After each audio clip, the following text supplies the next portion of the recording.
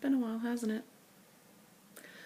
You know how it goes, the holidays and work and I just had a birthday last week, so I'm kind of busy celebrating, doing random stuff and mostly working and something happened today. I'm not going to go into details. I don't want to rehash anything. I don't really want to talk about it either. And it got me thinking about a friend of mine who, if you're in the Oshikorosa community, you know who he is, and I just don't want to mention his name either. We became friends about a year ago, and we've gotten really close, and as a joke, it started off as a joke. I said, hey, I have these illnesses. Do you want a guide on how to deal with it? And he said, yeah. So I actually started writing him one, and it made me realize a lot of people don't know how to talk to me. So I've decided to just go ahead and be open and honest and say, hey. So, hi everyone, I'm Cora Valentine. You also know me as the Cinema Chick. I usually do movie reviews and movie-related stuff because I absolutely love the cinema. It's one of my passions in life, movie critiquing and watching movies, and I don't really talk about my personal life that much. I try to avoid it because it's just not something I think anyone really needs to know, but on today's vlog, we're gonna talk about me. And God, that sounds so selfish and self-centered, but yeah. So, my story is I was diagnosed with depression at age 12. At age 24, I was diagnosed bipolar. I have anxiety, and I can be extremely difficult to deal with. I will flat out admit that I have good days, I have bad days, I have good weeks, bad weeks, sometimes months. I'm actually just getting out of a 2-year bad cycle. Which it's not something triggered or something bad happened, just sometimes you cannot get rid of depression and it sucks. For me, this 2-year bad cycle just included me not really caring about myself, and I really neglected to do self-care. I would work and I would go out of my way to make everyone around me happy, and I didn't care that I wasn't happy. I have not been happy for a while. And that's actually one of the reasons I walked away from my blog in the first place. I used to run my own blog. I actually don't have a functioning laptop right now, so I can't really write anything. I'm trying to, solve that problem, but, one thing at a time. But yeah, I used to run the cinemachickrights.com. It was my blog, it was my film blog. I absolutely loved it. I adored everything about it. I tried to update it weekly. But it started to feel like a chore. Like I had to do it. I had to post. I had to meet people's expectations, and I wasn't enjoying my blogs anymore. So I walked away for 2 years and just came back.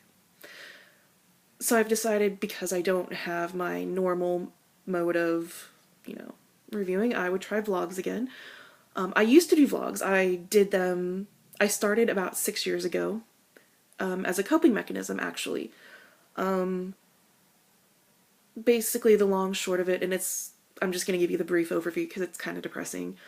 In 2012, I lost my mom after a very, very short battle with cancer that we didn't know about until it was too late. I didn't know what to do with myself, with my feelings, with what was going on with my head, so me and some friends would make funny videos, and it was a nice distraction. It helped me focus on something stupid. I used to do a lot of unboxing and taste tests, and we would go, the worst one is we would each get $10 and be like, all right, go find the craziest, most disgusting thing, and the other person had to eat it. And yeah, lemon pepper chocolate is not exactly delicious. It's one of the few things where yeah. But I stepped away from that as well, also because of my depression and my anxiety, and I missed it. So I came back, and then I kind of stepped away again. As you notice, I haven't been active in the past like month and a half, again, holidays and stuff. The reason I stopped in the first place was partially depression, was partially because it started to feel like a chore because I wasn't enjoying it. It was also because I got into a bad relationship and it literally destroyed me. It made me question everything about myself and who I was, and I lost every iota of self-confidence that I had in myself because he just, it happened slowly.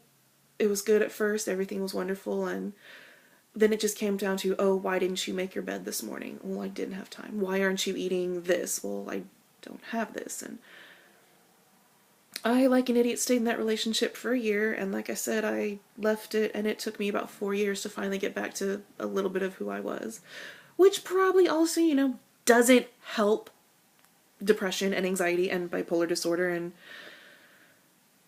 yeah, I've made mistakes, guys. I've learned a lot in my years. Will not specify a number. Actually, no, you know what, screw it. I'm 34. I just turned 34. I don't care that people know that I'm 34. I actually get mistaken for 21 still. I have not aged since 18, which I don't know if that's good or bad. The only thing that's different is, you can probably tell, my makeup has faded today. I have rosacea, which means I have hyperpigmentation of my skin in my face. You can also see it right here. Common question I get, what's wrong with your face? Nothing.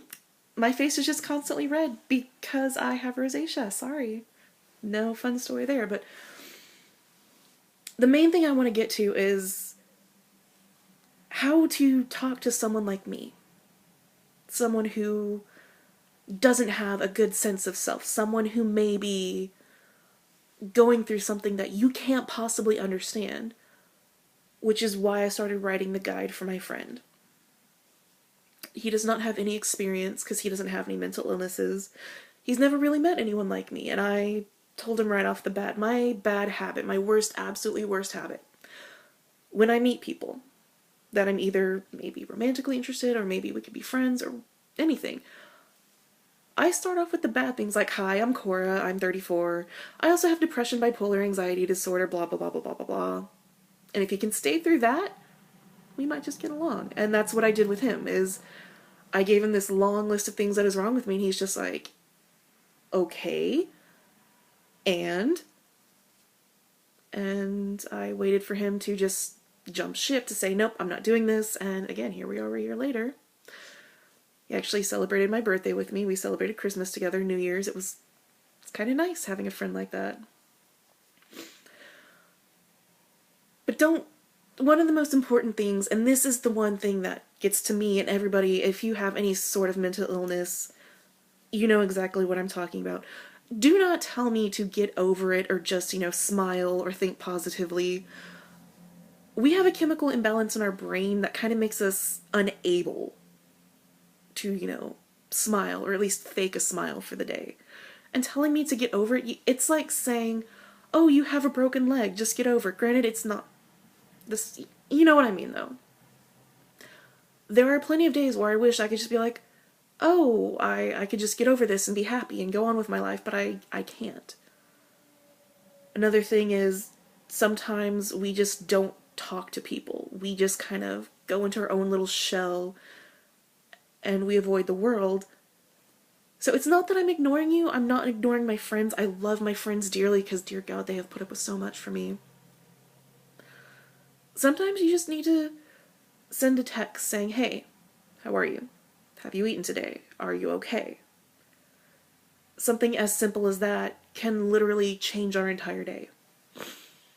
God, I'm gonna cry now.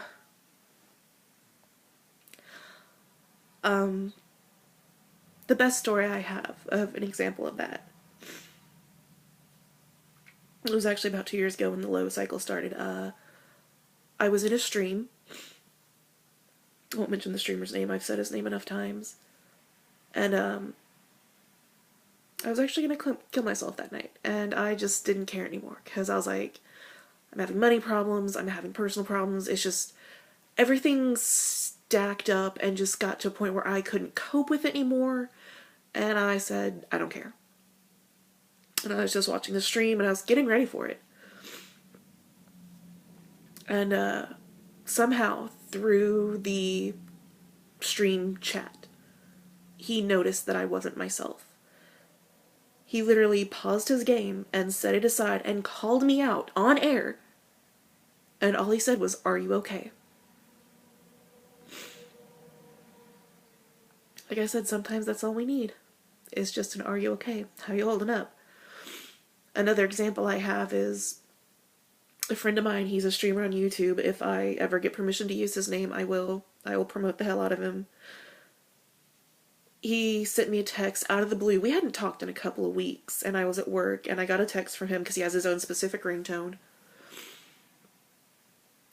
And all it said was, "Did you eat today?" Truth be told, I hadn't eaten in a couple days. Even, I know, you'd think. And stuff like that makes a huge difference. So, don't tell me to get over it. Just ask if I'm okay. Maybe hug me if I'm okay with it. Maybe talk to me, try to understand what happens in your head when this happens. Like, certain things can trigger a mood swing. It's different for every person. Certain phrases or words or tones of voices or looks can take me from top of the world to "I've done something so wrong, I can't ever fix this." And I don't know how to cope with life at times. Sometimes I shut down. Sometimes I lash out at people. I hurt the ones I love the most. I really do. I keep waiting for people to leave. I'm guilty of that. But they're still here.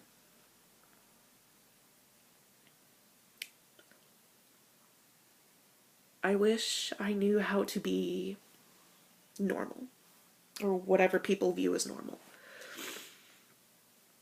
I wish I could wake up one day and be like, "Oh, I know exactly who I am and what I want in life," and not have to worry, who am I going to hurt today? Who am I going to be today? Am I going to be happy? Am I going to be sad? Am I going to be stressed out? And that's another hard thing, is I often feel like I don't control my emotions. That they just do whatever they want because I don't know how to control them. Because I don't understand how they work. And I've been living with this for 22 years. 22? I don't know, I can't math. I was diagnosed at 12, I'm 34, sure, let's go with that.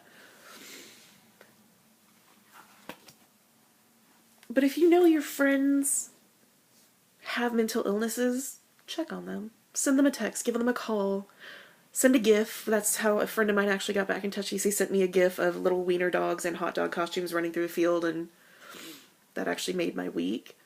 I had a person tell me I make amazing coffee, and that made my weekend.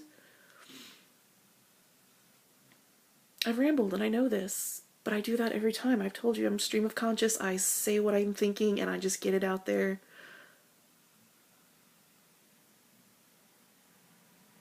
I'm trying to get better.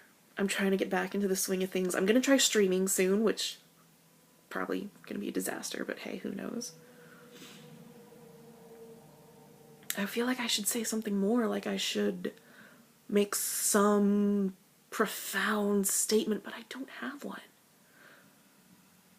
All I can say is I'm learning every day and making mistakes and trying to be me and survive on top of working and this and this and this and not knowing how to act normal.